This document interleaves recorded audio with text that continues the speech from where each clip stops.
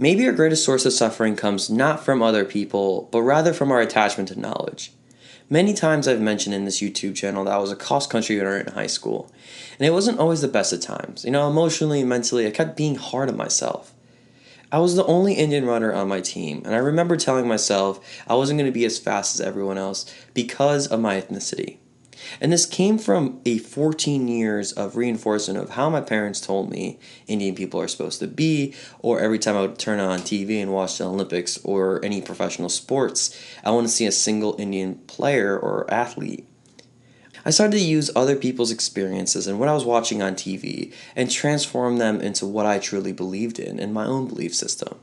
And it wasn't until I picked up Don Miguel Ruiz's book, The Voice of Knowledge, that I realized this one thing. What I thought was the truth about myself and the world around me has been a total lie. And this might come off as tad intense, but hear me out for a second. Ruiz says, our mind is fertile ground for concepts, ideas, and opinions. And that's sometimes the only seed we need for those thoughts to quickly manifest into a mental framework of how we live our life every single day. So let's imagine, going back when I was 14 years old and starting out as a runner. What if I wasn't exposed to my parents' negative stereotype of how an Indian boy should behave or not watching TV? My mindset would have shifted from what people were telling me to just being more curious and having that childlike wonder of how I can become a better runner every single day just by working hard.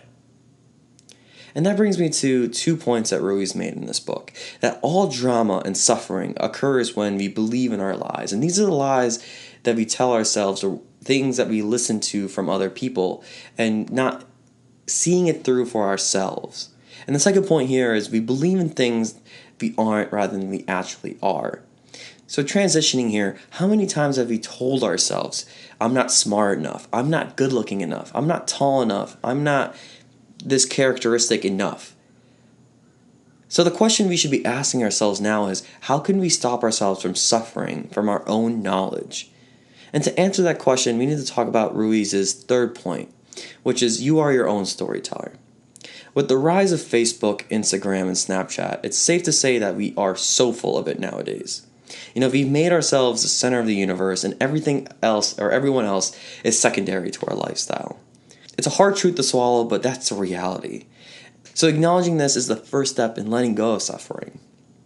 Along with acknowledging this, Ruiz gives 2 points to live by, which is don't listen to yourself and don't listen to others. Yep, that even means not taking everything I say on my YouTube channel to heart.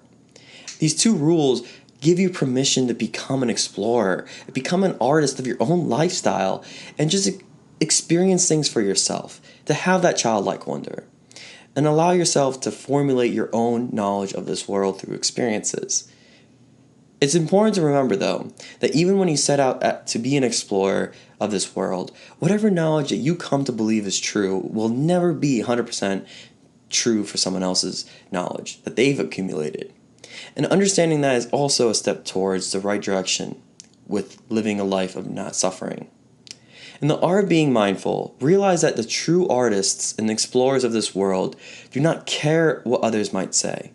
And the only thing they know to be true is to be an explorer, to have that childlike wonder, to set out in this world and to have these experiences and have these experiences formulate their own knowledge of what is true.